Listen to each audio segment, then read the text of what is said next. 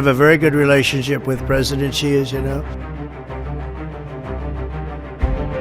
$250 billion worth in trade investment deals that will create jobs from China. Iran যুদ্ধ বন্ধের আড়ালে এক নতুন দাবার চাল শুরু করেছে চীন।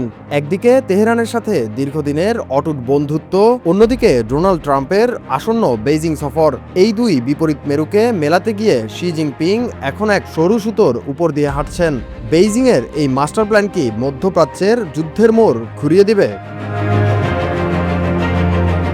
সবকিছু ঠিক থাকলে আগামী 14 ও 15 মে বেইজিং সফরে যাচ্ছেন মার্কিন প্রেসিডেন্ট ডোনাল্ড ট্রাম্প। দীর্ঘ 8 বছর পর কোনো মার্কিন প্রেসিডেন্টের এই সফরকে সফল করতে জানপ্রাণ লড়ছে চীন। বিশ্লেষকরা বলছেন, জ্বালানি নিরাপত্তার স্বার্থে মধ্যপ্রাচ্যে স্থিতিশীলতা এখন বেইজিংয়ের কাছে সবচেয়ে বড় অগ্রাধিকার। আর তাই ট্রাম্পকে তুষ্ট রাখতে মধ্যপ্রাচ্য ইস্যুতে চীন এখন আগের চেয়ে অনেক বেশি কৌশলী। সম্প্রতি ইরানে মার্কিন স্থল অভিযানের হুমকির মুখেও বেইজিংয়ের অবস্থান ছিল বিস্ময়কর। ট্রাম্পের সরাসরি কোনো কড়া নিন্দা না করে চীন কেবল গভীর উদ্বেগ প্রকাশ করেছে। কূটনৈতিক পাড়ায় প্রশ্ন উঠেছে, ট্রাম্পের সাথে আসন্ন বৈঠককে নির্বিঘ্ন রাখতেই কি চীনের এই নরম সুর? ডোনাল্ড ট্রাম্পের গিভ অ্যান্ড টেক রাজনীতি সম্পর্কে খুব ভালোভাবেই জানে বেইজিং। রয়টার্সের দাবি, ট্রাম্পকে লালগালিচা সংবর্ধনায় ভাসিয়ে বাণিজ্য ও তাইওয়ান ইস্যুতে নিজেদের স্বার্থ আদায় করতে চায় চীন। বিনিময়ে চীনের কাছ থেকে কয়েক বছরের মধ্যে সবচেয়ে বড় বোয়িং বিমান কেনা এবং বিপুল পরিমাণ মার্কিন কৃষিপণ্য আমদানির সব চুক্তি পেতে পারেন ট্রাম্প।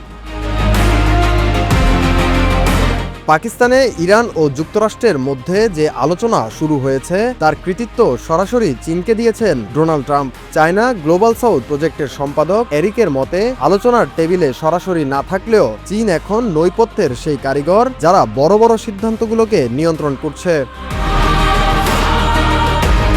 কূটনৈতিক এই তৎপরতা কতটা ব্যাপক তা বোঝা যায় চীনের পররাষ্ট্রমন্ত্রী ওয়াং ইর ডায়েরি দেখলে। গত কয়েক সপ্তাহে যুদ্ধবিরতির লক্ষ্যে 30টিরও বেশি ফোনালাপ ও বৈঠক করেছেন তিনি। এমনকি চীনের বিশেষ দূত জাইজুন যখন মধ্যপ্রাচ্যের দেশগুলোতে ঝটিকা সফর করছেন, তখন তাকে সাইরেনের শব্দ আর যুদ্ধের বিভীষিকার মধ্য দিয়েই এগোতে হচ্ছে।